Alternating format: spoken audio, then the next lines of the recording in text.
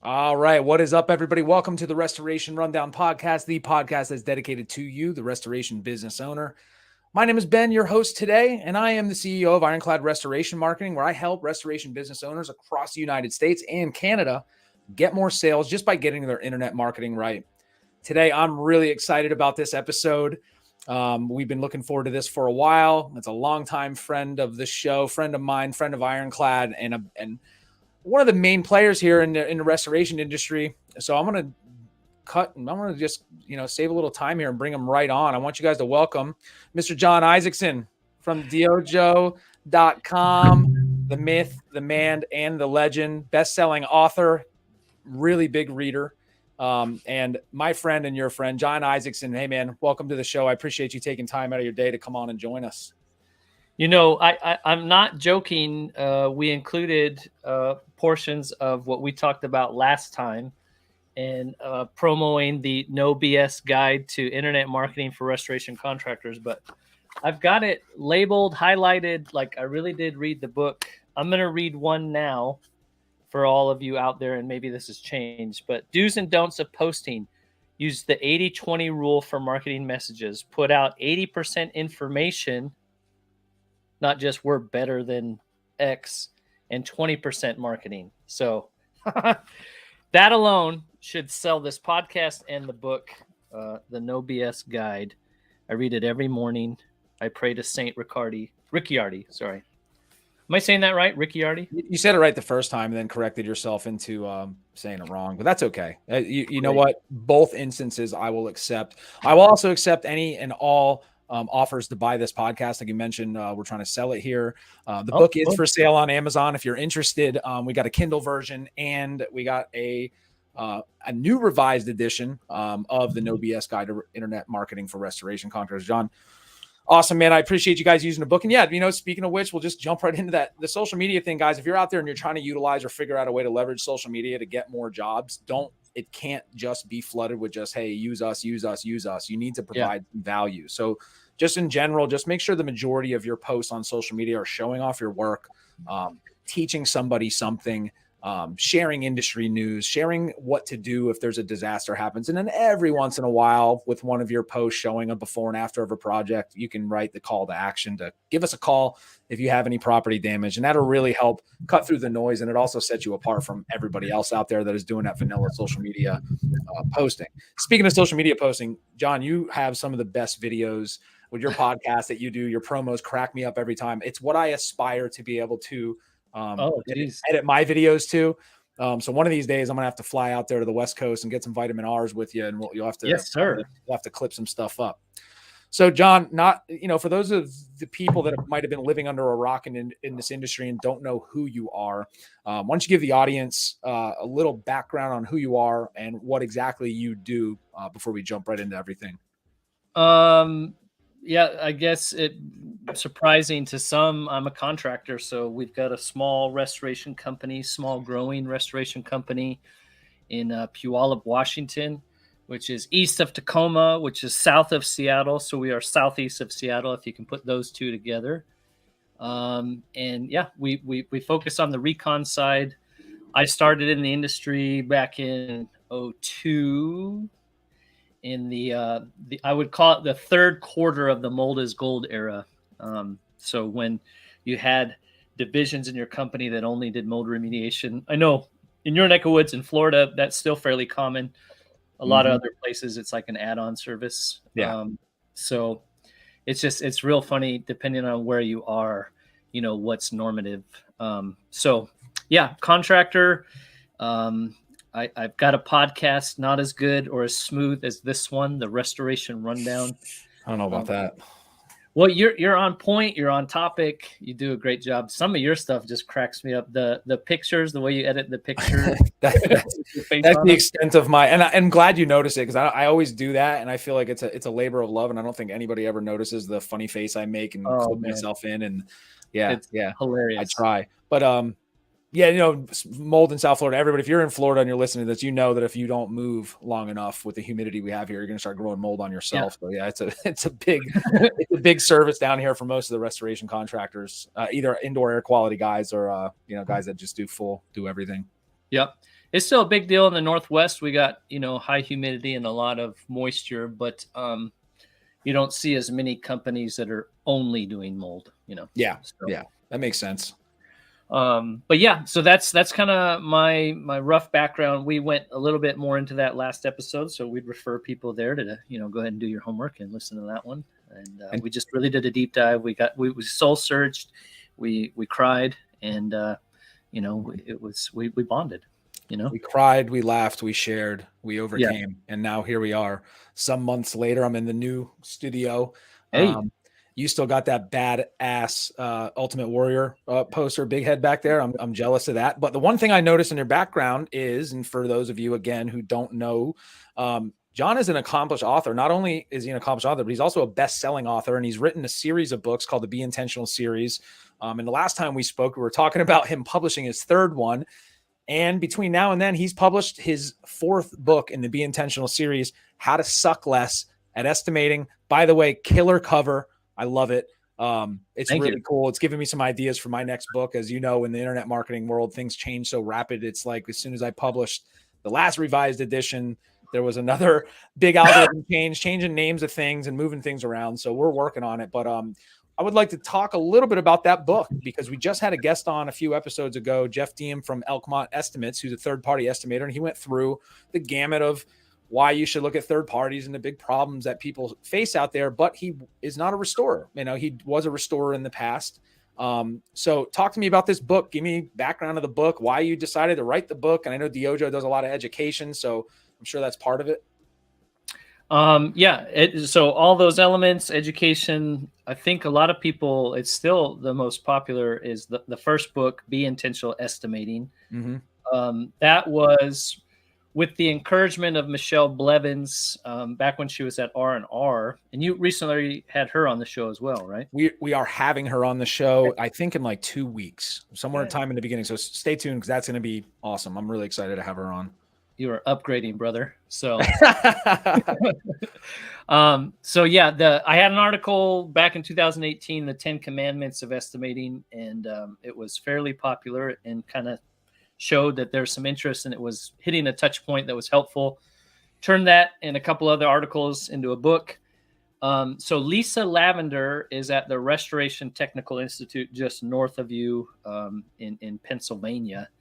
And she approached me about possibly turning that first book into a course or like an intro to estimating course. It is, if you read it, it's not a deep dive into estimating principles, but more of if you want to get into estimating, if you want to grow your career, here's some things that will really help you. And then also, I always kind of try to write to three groups, I guess, like the person trying to grow their career in this industry, the new manager. A lot of people get thrown into management and don't have, they were good at what they did, and now learning the people stuff is really difficult on the fly. Yeah. And then like the new owner, or someone looking to, develop their team. And like, I think a lot of owners, if they read any of my books, will be like, hey man, this is stuff I say every day. Right. And it's just another person saying it. So anyways, she approached me about turning that. And so it started that process. Do I go back and edit that book, revise it, and then do we do PowerPoints? Do we do videos, And she kind of encouraged, just kind of in the similar format to the way we do our podcast. We try to infotain, right? To entertain while we inform you. I don't know about you, but I don't have a great attention span. So, what'd you say? What? Huh? Oh, I forgot we were recording, man. Oh, wait, what? Hello? We're live? Yeah. See, I was just answering emails. Sorry. No, babe. I'm on a podcast. No. I don't know. We're on a podcast? Some guy. I don't know. I thought this was a Zoom call. Oh, man. Oh, I didn't put pants on. So, yeah. So the book is by the designed... way, you're not allowed to wear pants on this podcast, by the way. If anybody out there is listening, no guest ever that's been on this podcast has worn a pair of pants. A step ahead of you. That's unverified information because you can only see the top half of them. But I'm just going to go out on a limb and say that's what I think is happening. As soon as I hit the front door, pants off. So, yeah. Of any building, it's weird. That's why a lot of people know who Jon is. He's the pants-free restorer. Yeah, that's New, what they call them. Old new pants book, free. new book coming 2024. The pants free. So this book, How to Suck Less at Estimating, there's 6 modules, 6 chapters, 6 resources that the reader will get that'll help them either, step into estimating, develop an estimating department, or create some clarity and accountability around rules. So, excuse me. That's the gist of it. So I just sent the final proofs to Lisa, hopefully the final, for the course, and so that'll be fun to see, that in 2 different mediums. And wow, that's awesome. So you're turning this into a course, which rightfully so. I mean, this is not everybody nowadays, with just how much noise is out there, has the time to sit down and like open a book and read it and go step by step. Honestly, I have a book that it's totally about business development. It's totally about solving all the problems that I have when it comes to running. And I own multiple businesses here, and I always have the same problem. And I've not only not opened the book to start it because I know that I have to be able to get it going. I've bought the book for like 5 different people and told them about how great and how much they need it. And I have not read it yet. But I would say if it was a course, I would probably spend a lot more time sitting down and engaging with it. And again, when it comes to my world and the marketing world, that's why video is so powerful. So I'm really excited to see how this comes out. I'm all for it. We're thinking internally about doing something similar, and trying to bring people like you and people that are really trying to educate in and doing like kind of like an all out, hey, here's how you do it from start to finish kind of course. So if anybody out there is listening, that's something you'd be interested in, definitely shoot us a message and let us know, because it might nudge us in the direction of getting this thing going a little bit faster. So how long is it going to be before I know you just said your final proofs hopefully are coming soon. If and when you get launched here, where would they find it? Is it going to be on their website? Yeah, Restoration Technical Institute, and we're working out some of those finer details. But I think she wants to either try to get it out before the end of the year or real soon into 2023. So okay, all right. So let's dive into the book a little bit. Okay. This is the second book about estimating. I know you said the first one's an overview. This one, not only is the title awesome, because I know just dealing with my clients that, estimating is an area of contention. What softwares to use, how to bring the line items that are going to get approved, and all these different things that we know are issues. So, what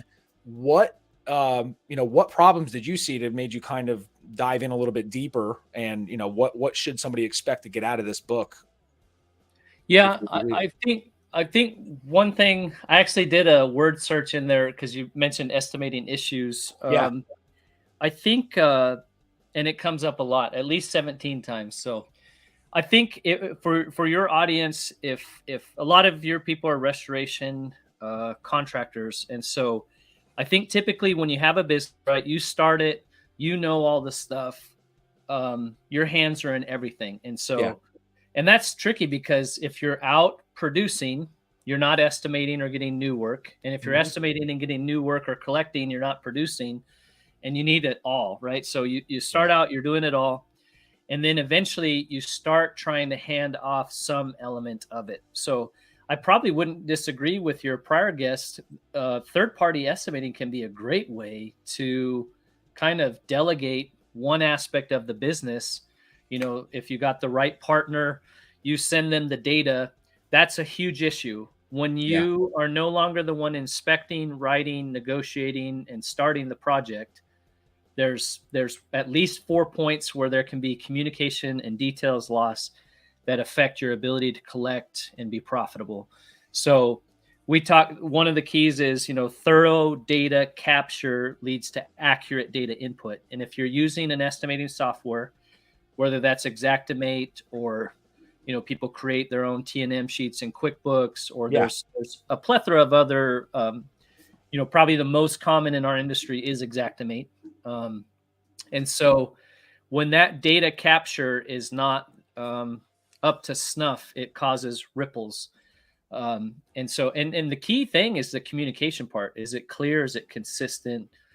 Can you hold people accountable for it? So we're doing that now. We're, talked about our small company. We just hired, this will be our 3rd project manager, somebody with no industry experience. So It's great. They're a blank slate. I Yeah. prefer that. They don't have bad habits, but at the same time, they don't know the industry, and they don't have a lot of knowledge even in the construction field. So I believe that's 100% doable. It just takes time, and then every time they stub their toe, okay, so here's what we learned Sure. from that. Let's not repeat the same mistake. So I think that's huge. Like, as if you're a new company, you're starting to grow it, you're starting to add those people, having that clarity and consistency. I call it the leadership download, where this is why I started a business. I really don't care about anything else. This is why this is my business, why I started it, what I feel is important. And so you got to obviously find people that can embrace that and help you grow that. But if you just expect, like myself, I expect somebody has no prior experience to pick up on 20 years of experience, in even 3 weeks, it's not going to happen. No. So that communication transfer is key to growing your business, and it's the same thing in estimating. If you don't have the details, whether you're writing it, you're sending it off to get remote written, or you're hiring an estimator to take on some of that, if the details aren't there, nobody's going to succeed. And then that rolls into production as well, right? A poorly written estimate is going to set a lot of things off on the wrong foot. Yeah. So you got to have a solid foundation. So I mean, it's communication's key. The data, it's like playing telephone, right? Yes. When we were kids, you're whispering something in somebody's ear, and by the time it gets to the end, it's completely different. Sometimes people did it on purpose, and sometimes, which I was, maybe known for, just completely changing it. But yeah, no, communication's key. So the book obviously addresses that fundamental foundational aspect of, I guess every part of your business, but specifically when it comes to estimating, is at the end of the day, that's how you're getting your money. So that's a pretty crucial part of your business. So you're addressing that data flow. Is there any kind of quick tip as far as the communication that you address in the book? You might want to give us a little secret sauce. A little bit of the secret sauce. Okay, here's one. If you're going out to inspect a job, right, and there's a half bathroom over by the kitchen, right? So the customer calls it their bathroom. The adjuster, the mitigation company, called it the half bath. The adjuster called it the powder room. Your estimator or whoever's responsible, your techs, whatever, called it the downstairs bathroom. And then when the estimate came around to the estimator, they called it a closet, right? Maybe they completely mislabeled it because maybe they didn't have the details. There's now 5 different naming conventions for that. And you're not even consistent in your own recognition of what that room is in your own documents. So it's very important. Even something as simple as that sets things off. Because say worst case scenario, you get sued, right? Well, you're saying, hey, we did all this work in the powder closet or whatever the heck you put in your estimate, but then all the production team's documentation and everything is calling it some different room. It's just going to be a mess to unwind, all because we can't get on the same page about what this dang room's called. And it should flow from whoever did the inspection calls it whatever, whether they're using DocuSketch, Matterport, or a hand-drawn sketch. It's got a name that should then flow to everything else. So it seems so simple, but it's wild how much that can cause problems, just those little details. And then the naming conventions and the photos and everything too, they're completely off. So especially remote estimating, they wrote for the downstairs bathroom. Well, what actually the techs were taking pictures of was the half bathroom, maybe the other downstairs bathroom. Right. So it's not an accurate scope. Yeah. So these problems probably compound. So it sounds like, from a basic, before you step into it, then you have to have these systems and these processes in place that everybody's on the same page with. So you start from the get-go, documenting things properly. No, that's great. It's funny because I'm always internalizing my ADHD or whatever it is, whatever you want to call it. Doctors call it one thing, but they're practicing medicine, right? They're like weathermen. What do they know? But you have to have these processes in place, or you're going to compound these issues. And communication is fundamentally the key, and the parallels that are drawn with every single aspect of your business. If you have a team, the better your processes and your systems are, the better outcome, the faster you're going to grow. And when it comes to estimating, the more money you're going to probably make at the end of the day, and you're going to have less issues when it comes to getting that paycheck and kind of closing out a project. Yep. Yep. Well, and a lot of people want to blame the estimating software or the insurance companies, and believe me, they bear plenty of blame. But there is a ton that every person, if they step back, can say, "I could do this and this better, and we'd have a better outcome, or a much clearer path to a better outcome." Sure. I love it. I mean, so I know you mentioned that's a major fundamental problem. What I always like to do here, as you know, is I like to present, hey, here's some of the things that guys are struggling with.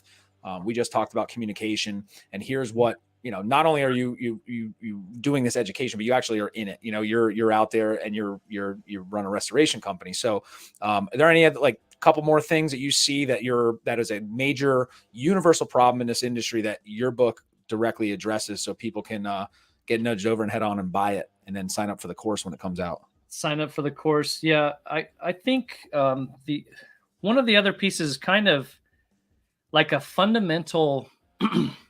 When I got in the industry, I think we promoted the idea, we're the contractor, we're going to solve everything. Mm-hmm. And as insurance has become, I think in general, the environment around business has become more litigious. It's more connected. People have access. Every customer you go to thinks they know everything about insurance, everything about construction. I'll tell a funny story. I went to a customer's house, and he had these stack of papers, and it was the scope. And so he's telling me as I arrived, and this is kind of, I don't know, trigger whatever. Like it took me the wrong way, but he's like, the insurance company wants linear foot measurements. They want square footage. So I've taken the room by room, and it's like a bathroom with like a toilet room off to the side. And he goes, I've broken out the scope, and this is what you need to bid on. All bids are going to me, and then I'm going to send them to the insurance companies. And I'm looking at this stack of papers, and I said, how many contractors did you call? And he goes, well, 4 were here yesterday. You're one of 3 today, and there's going to be probably 2 or 3 more tomorrow. And I said, okay. I said, I handed him the piece of paper back, and I said, out of the 9 people you've called, I think you're going to find somebody that's going to be a good fit for you. Yeah. You don't even want to bid it? And I said, no, I don't. I mean, I've got like a stack of estimates to write back in the office. I'm thinking our process broke down big time, not screening this issue. And so as owners, we always want to, or managers, the techs never give me documentation, blah, blah, blah, blah, blah. I never have what I need to write the estimate. The estimators blaming the project manager blames the crew. The owner has his monthly yell at everybody meeting. And that breakdown there alone is, you send your team to projects daily with crap details. Yeah. And then you yell at them for not giving you good details. You're the problem. I'm the problem. I didn't screen this client. I can't be mad at him. He's had this plan. He probably would have told me all about his plan, or I could have got a sense by just asking a few key questions. So the idea, I think I kind of went into 2 ideas. I started with, we want to solve people's problems. And really, I think the contractor has to say, if it's a policy issue, if the insurance company is pushing back on a policy issue, we're done. Like that's your contract with your insurance company. You need to push that battle. Without going too far into those details, unless you're going the assignment of benefits route. I'm not saying that I'm an advocate for that. That's one approach. But unless you're going that route, I think we got to be careful as contractors not to push that too far. Here's some resources that are available, like UP Help and those kinds of things, to where you can really battle and look it up. I can tell you as a contractor, normally in this situation, this is what I've seen. But really, you have to hold, as the insured, have to hold your insurance company accountable. Because the customer will gladly waste your time, spend your time, and not get you compensated for all of the back and forth, when it's really not your issue, So I think clarifying what your role is, what your responsibilities are, your place in the restoration triangle, and not being adversarial when it's really not your issue, unless they've particularly retained you to do some aspect of that. And that's really getting into some of that public adjusting. Sure.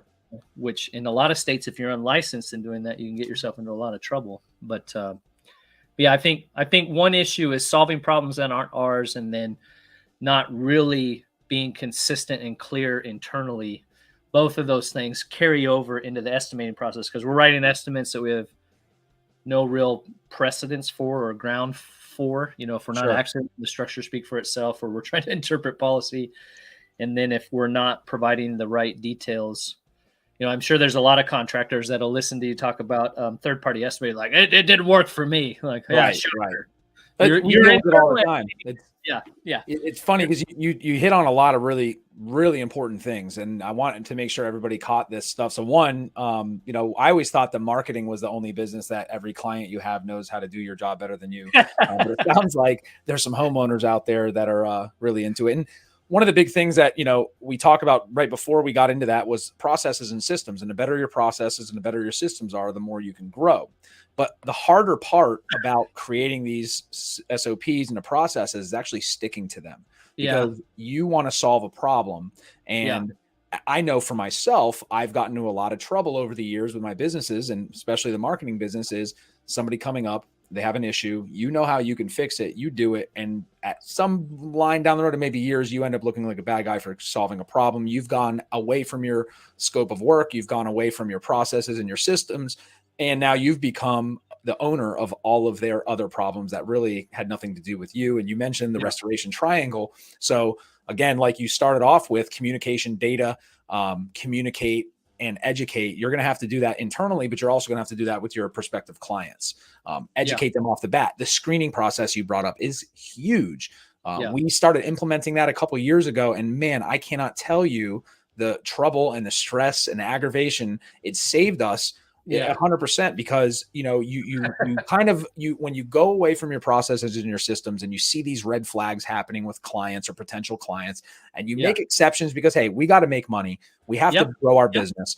But the more you stick to your guns, the better off you're going to be. So if you find yourself as a restorer, if you're by any chance listening to this, you might be in marketing, you're a marketing person for a restoration company, stick to your guns. The red flags are so obvious within the first 10 seconds of talking to somebody. You need to set up part of your systems as a screening process to say, here's our ideal client. Here's our avatar. Here's who we want to work for. This is how it goes. And this is what we're going to do. And you never deviate from that, because you will never, ever win. Imagine if you did sit there and spend 3 hours going back and forth with this guy. You're one of 15 contractors he's called. It's a lose-lose for you, because one, it's already tough. And excuse me. One of the things you do that's really cool is the letter of intent, right? And so that's get away from the free estimates, because we know I have a construction business, and our bid process takes sometimes 2 weeks. That's a lot of resources and energy and time spent on something that you probably have a 20 to 30% chance of nailing down. So, again, to recap it, get your systems in order, but the bigger part of that is follow them. Right. We all know if you want to lose weight, here's a system. You eat better and you work out. But if you don't follow either one, you just know that information and you end up like me.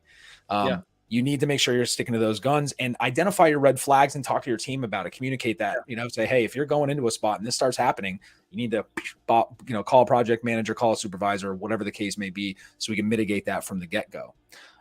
So one thing about the estimating and the time involved, I want, and we talked about this in the last one, but I wanted to just recap it, because we may have like 1 or 2 more subscribers since then. I think we're up to like 7 now. So pretty big deal. Yeah, man. And I know like 4 of them are like my mom and my dad and my brothers. And so, hey, do you 3 people that are listening to, John says hi. And I don't even know if she listens. I think she just puts play and it just turns the volume down. And it counts. Yeah. So the letter of intent, that's a big thing. And I don't know if a lot of people do that and, without being in that industry, but I wanted you to talk a little bit about that, why you came up with that. And I know we're deviating a little bit from the book, but I think it's really important. Talk a little bit about that letter of intent versus the free estimates thing. And I know you talk about it a lot on Dyojo. So Yeah, thanks for the plug. That's going to be, I think, Oh, episode we didn't 9. talk about that. Hold on. You guys don't know, not only is Jon a accomplished author, owns a restoration business, but Jon also has the Dyojo.com. So if you don't know him as Jon Isaacson, you might know the name Dyojo. And if you don't, you need to get on it. There's a ton of information there. He helps restoration businesses everywhere with everything. He's so gracious with his information and all his experience he's putting into that. So I just wanted to plug Dyojo as much as I possibly can. They're really they have the giver's gain mentality, and I really think that that's brought you a long way, and it's probably lended to a lot of this stuff. So after you're done blushing, I know for everybody can see here, talk to me a little bit about the letter of intent and how that all came about. Yeah, the letter of intent, exactly like you're talking about. If you're in survival mode, right, or new business, you need whatever you can.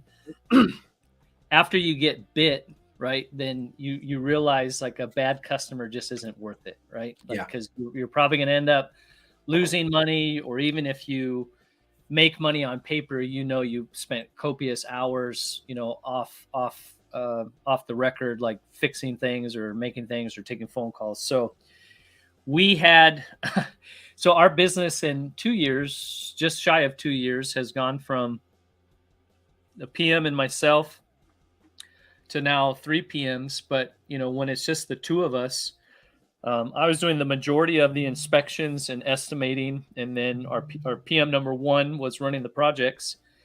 And so we thankfully had a pretty good lead source. We had some program work, and then we had other mitigation contractors. Oh my goodness! And other mitigation contractors referring us, and a lot of tire kickers. So that is not unique to restoration. That's across the board in skilled trades. So I think when you're in survival mode, you take whatever you get. You just start to creep into scraping by or having a fighting chance. This is a plug for an article that's coming out in CNR magazine. Oh yeah. The 4 modes of profitability for the contractor. So the next print version. So if you aren't subscribed, it's free. You can subscribe to the online version as well as the print version. So, for us, we reached a point where it's like, man, I personally am tired of going to jobs like the guy with the papers. That's a pretty, extreme. So part of that is clarify the screening process, right? Really dig in and ask people questions. If it's a private job, we only do recon. We'll ask them, what's your budget? Like, what are you thinking you want to spend? And if they're not willing to ask that, that might be a reason to pass, like, okay, you're not willing to share. So when customers tell us, this is crazy, this is actually a principle from program work. So there are carriers, this may not be the same across the board in our area. The program we're working on with the carriers we work with, they are not supposed to use the program for comparative bids, right? So if they sent you, if we call and the customer says, yeah, Ben's been out here, he's doing a great job, his company's going to bid on the repairs. Okay, this needs to be turned into an estimate only. Now it's a pittance, but it is something. Even the programs know the contractor should be paid for going out there to inspect and provide an estimate, because it's a service to the carrier. Do they always pay it? Is it always a good system? No, it's not. But like I would say 75% of the time, if we change it to estimate only, we're getting paid something. It's not a lot, but it's something. So those of you that want to poop on program work, they at least understand this principle. And then in the private scenarios, if we know they're getting 3 bids, I wrote an article about I think that's in CleanFacts, the nonsense of 3 bids. I think at a time, maybe it served a purpose, but it's crazy now. It's more, who do you want to work with? Who understands your vision, and who's going to be able to honor your budget? And I think even consumers can get there just by phone calls prior to wasting somebody's time to get out there. So, and if you can't do that as a contractor, develop that skill, because it'll save you a lot of wasted time. And so that was kind of our approach is, okay, we're not going to charge for estimates up front unless we know a realtor. My experience with realtors, They want to use it as a bargaining chip. So if I'm providing you a value, you're going to pay for that value, or no, you can call somebody else. But what about the opportunity? No. We don't need opportunity. I just bought 2 loaves of bread with some opportunity. Yeah. It feeds my family, right? So if they want competitive bids, if it's a competitive bid scenario, yeah, we charge for that. We charge to come out and provide a competitive bid. If you want us to review the other bids for free, we'll do that. Sure. You send their bids to us and we'll tell you whether we think they're in the right ballpark. Same thing with insurance. Send us your adjuster came out. Awesome. Send us it. It's probably the quickest way to get you some kind of resolution and moving forward. We'll review that for free. You don't want to share that with us? Okay, we charge, and then because customers will gladly waste your time. And if you set the precedence from the front that our time is free, they're going to expect your time to be free the whole process, change orders, all of it. Hey, it's 7:00 at night and, there's this tiny little issue that doesn't affect anything. I want you out here, and so what we explain is we ask you to sign it. It talks about what our basic rates are, what we think the price will be. And if we go through the trouble of coming out, inspecting, providing an estimate, interacting with your insurance company, and you decide to go with somebody else, complete within your rights, we just ask that we're able to recover our time. And then that's simply how we explain it. And I think I told you last time, the first time I used it, because I don't believe I shouldn't give it to my team if I'm not willing to do it myself. And the customer was like, yeah, that makes sense. Do you want to check before you come out? Sure. Yes. Yeah. Cash, check. It's great because you're all the stuff you talked about before with the communication, the processes, the knowing who your target is and knowing what those red flags and going away with. This kind of like solves quite a bit of those problems right off the bat. Once you qualify them and you go out, that line in the sand with client and your relationship, what it's going to look like, how the communication process flows. So you're going to mitigate those crazy phone calls and emails and all these different questions that you're probably already getting. Because look, most of the time, or not most of the time, but a big part of business is the residential side. Residential is kind of tough. Talk to any, contractor that does interior stuff for residential. That's a lot to deal with. You're dealing with a lot of opinions. You're dealing with people, again, in the restoration industry, people that are frustrated, they're unhappy already because of the nature of the work that you're doing. So establishing that communication up front, your letter of intent is gold. I hope a lot of people are adopting something like that to one, establish a communication. I mean, that's worth its weight in gold, but two, now you're going to get compensated for all this time you're out there spending with these people, and you're setting it before you even go out there. It's like, this is going to cost you something. So let's be efficient. Well, and that's the thing, like the free estimate, right? Like an estimate. Yeah. You describe to me basic parameters of your project and I will provide you a verbal estimate that's non-binding. That's free, I should be able to do that. I did that. For a period of time, I had my own construction company and did a lot of mold. We had the benefit of having the report from the hygienist, but I could say, based on these parameters, what you've described to me, where you're located, I think it's going to be about this much. I will come out. You sign a contract, pay a deposit. I will come out. If on that at that time, I was much younger then. If I come out and the project is way different than what I've quoted, once I see it, I'll let you know right away, and we can part ways, or I'll tell you what the additional amount was. I was usually spot on, and it worked really well because at that time when I was a one-man show, trying to feed our young family, I did not have time to waste. I didn't have the gas to waste. It just was, for me, it was just logical. Like, no, I'm not driving 3 hours to bid some $5,000 mold job. Like, you're gonna commit to it, and then I'll come out. Or go ahead and hire somebody else. And I remember one of my larger projects. They hired the cheaper person, and then they called me back 3 weeks later. And, low bid. Any chance your price is cheaper? And I was like, it should be higher because now I got to clean up their mess, but I'll honor my former number. Yeah. We deal with that a lot. We're, more commercial site development, but man, it blows my mind that after all the years that the 3 bid thing or 4 bid, some guys down here are looking at it and these guys go with low bid. And I would say 90% or greater, regret it because the work's either not going to get done. they miss something major on the blueprints when they're looking at something. Or you're dealing with contractors that may not be licensed, that may have techs that are just going to screw you up. And almost every single time at some point you get a call back and says, hey, we went, and these are major GCs. I mean, these are guys that are doing 30, 60, hundreds of millions of dollars a year in work, and they never seem to learn that they'll go with this low bid. And you're looking at like, man, I don't know how they came in that low. Like our materials double that, right? How is this person doing this? And when you try to convey that to the estimators on their end, they're like, I don't know. We're just, owner wants to go with low bid. So here we are. No, that's really great information for everybody out there listening, guys. Check out Dyojo if you've been in business forever, every day, if you're not waking up and learning something, you're probably not waking up. So if you've been in business forever, you got to check him out, check out his books, continue to learn. Education is key. Communication is big, even bigger than that when it comes to your business. Understanding who you're trying to do business with is a very big metric. We've talked about this. I think almost every guest of mine, no matter what vertical of the restoration world you're in or business world, setting those expectations, these principles are core for any type of business. Okay. If you don't know who you're selling to, you're not going to do a good job at doing it. So simplify your life and your customers, right?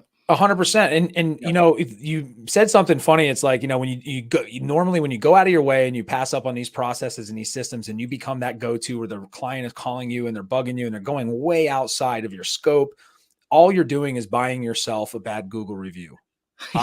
Every single time. And because when you either are going to put your foot down at some point and say, you got to stop. And then they're going to get pissed and they're going to be, God. How dare you? But at the end of the day, so not only you're wasting money, you're wasting your time, but you're really just buying yourself a bad review. You're buying yourself a bad experience on a client side, and it's not their fault. It's your fault. You have to establish that line in the sand right off the bat, how the communication is going to flow, and they're going to be happier for it. They're going to know. They're not going to pick up that phone at 9 and say, hey, I think I smell something. And it's like, no, you don't. Like, I'll be there tomorrow. Your husband farted.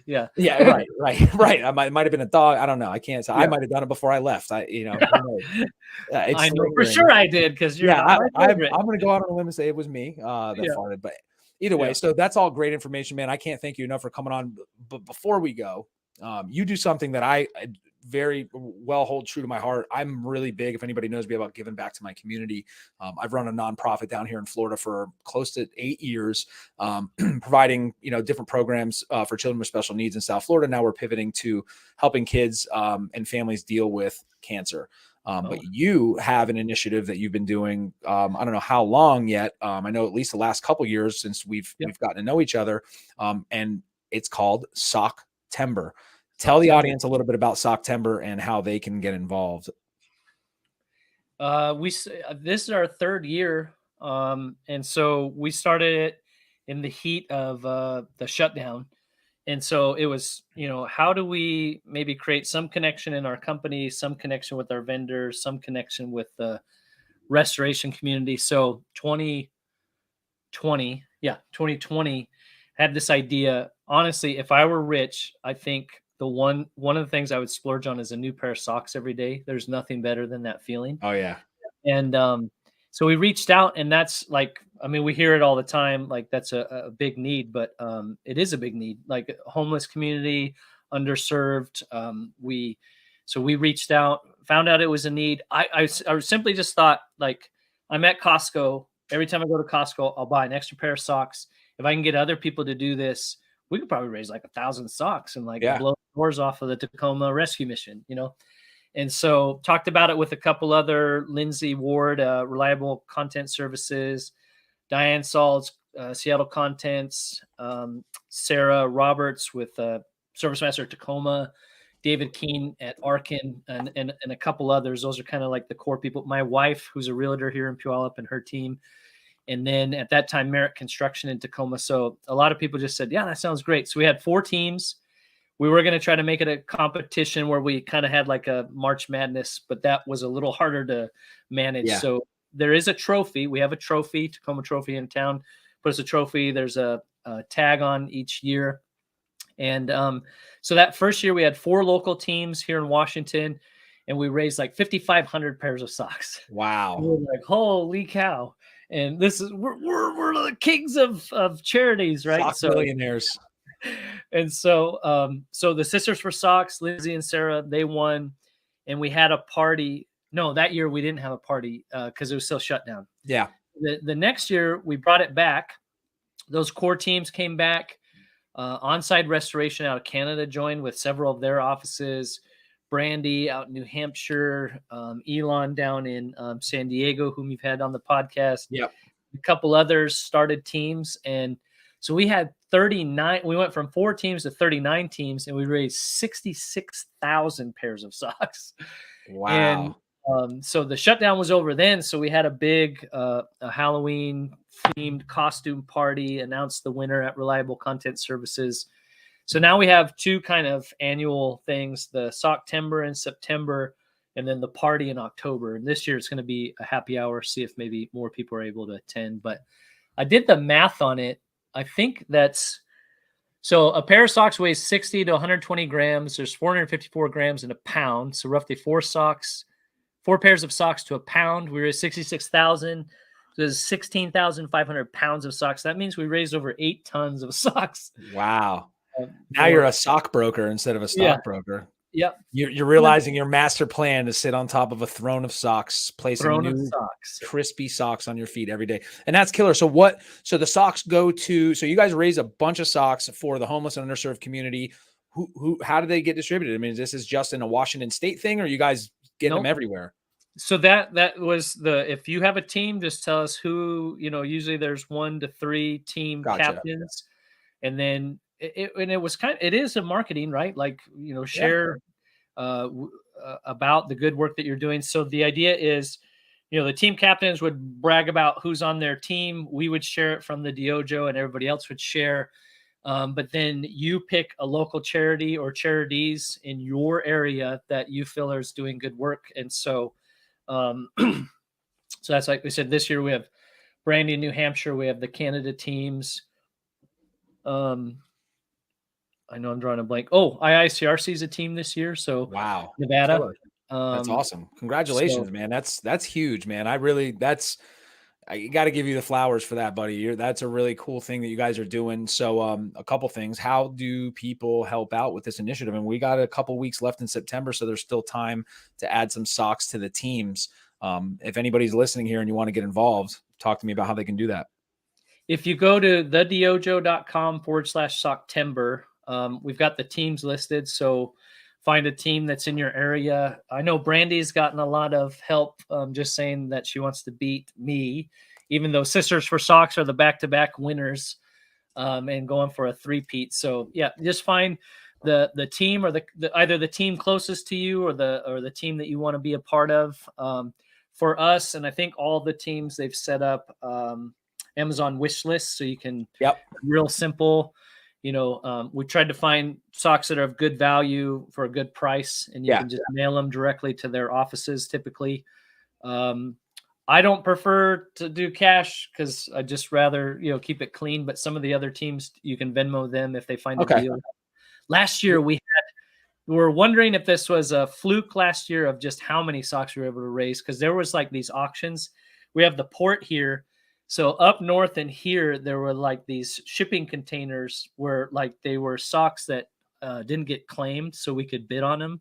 So we got some really good deals on some really good socks. And we haven't had as much luck this year finding that. So really the whole idea was exactly that. If you and I, just every time we go to Costco or Walmart or whatever, just bought 1 extra pair of socks, that if 100 people did that, it would make a big difference. So whether you participate in Socktember, it's a good thing to do. Underwear, undershirts, toiletries obviously are a big deal.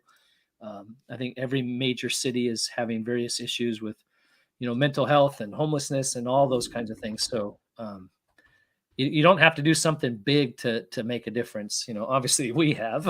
Okay. So but yeah. What was that URL again? Thedyojo.com and then /Socktember. Watch this. Tech savvy. Oh, look at it. Wait, I didn't do it. Check that out. Boom. There you go. Bing. If you're watching this on YouTube, check it out. Thedyojo.com /Socktember. And I'm trying to see how to do this here. Well, it's not going to show me. Your new name now in my book, and I'm changing it in my phone, is Socrates. Socrates. Oh, Yeah. nice. Okay. Yeah. So if There we you do go. get a Florida team together, and I know we got a lot going on here, so I'm always happy to just donate and just be a part of it. But if we ever do, that's going to be our team name. I think it just came to me. So dealing with the Socktember. So you guys check out that Socktember. Got a couple weeks. It's nothing to go, throw $20 at it. You spend almost that on 1 cup of Starbucks coffee every time you go there, and you can really make a difference for people. Yeah. It doesn't get super cold in Florida, but it's always nice to have a nice warm pair of socks, clean socks, but especially in Washington and states that, have legitimate winters. Yep. That's huge, man. There are a lot of people, and you would never think outside of your little world, that are dealing with things like that, and they just can't, keep warm. And, if it's awesome. So I can't say enough about what you guys are doing over there. Lastly, and we forgot to do this before, how do we get a hold of your book? The book is on Amazon. If there's anybody watching that wants a How to Suck Less at Estimating is the most recent one. There's the Be Intentional series. You can see all 4. If someone wants to buy bulk for their team, then we can work out a deal and get you a little bit of a discount. Can I close with one thought? No. Okay. 2 thoughts. All right, go ahead. You had mentioned your standing operating procedures. I think sometimes we make that more complicated than it has to be. Mm-hmm. And so before you can standardize your operating procedures, you need to operate your procedures standardly. So it's really standard operating procedures is just documenting what you already do. So it's not going to some conference and then saying, hey, this is what we're going to do, and we're going to completely change everything. It's just, if you can spend 30 minutes a week saying, okay, or the next time somebody flubs something, just say, hey, this is how this is supposed to go. Let's get that documented. And then next month, we'll spend a little more time on the next thing. We did that initially because we had a little bit of time before work started rolling in. And then now how important it is going back over it and saying, okay, that's BS or that's really good. We need to implement this. And, but yeah, operate your procedures standardly, and then it'll be fairly easy to standardize your operating procedures. That's awesome. And what a way to close out the show. Hey, Jon, thank you so much. You guys check out his new book, check out his whole series of books. It's never a bad day to learn something. And can't thank you enough. And check out Socktember. Check out the Dyojo.com if you need anything. Jon, thanks a lot for your time. I know you're really busy out there. We've been almost an hour. I'm sure if anybody is sleeping, wake up. The podcast is over. Wake up. Man. Anyways, man, thanks a lot. We look forward to having you out soon. And don't forget to check out the upcoming article in CNR Magazine. And if you haven't already, subscribe to CNR Magazine. Get the newsletter. I get it. I just signed up for the print when you were letting me know, so I can have a nice print copy of it behind me next time you come up on the podcast, man. Nice. Have a good day. And everybody out there, thanks for tuning in to the Restoration Rundown podcast. You can check out a replay on YouTube and on Spotify and anywhere you get podcasts, Apple Play, Amazon, we're everywhere. They're even in some places I don't even know about. So thanks a lot. Check out the revised edition of the No BS Guide to Internet Marketing for Restoration Contractors. Version 3 is coming out in the next couple months. I'm just trying to hold off to see if Google changes anything on me again, like they did on the first one. All right, man. Good to talk to you. We'll talk to everybody soon. Sweet.